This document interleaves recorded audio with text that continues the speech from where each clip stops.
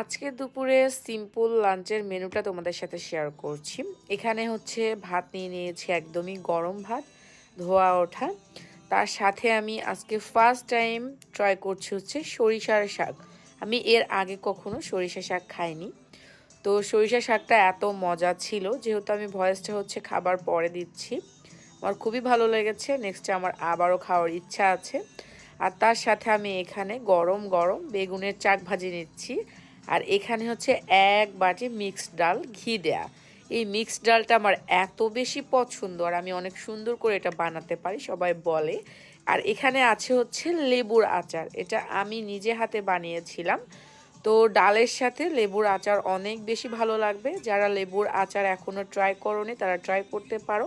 আর যেহেতু এটা winter season, এই সিজনে কিন্তু আচার খেতে অনেক বেশি ভালো লাগে ভাতের সাথে। আজকের এটাই ছিল হচ্ছে সিম্পল আমার লাঞ্চের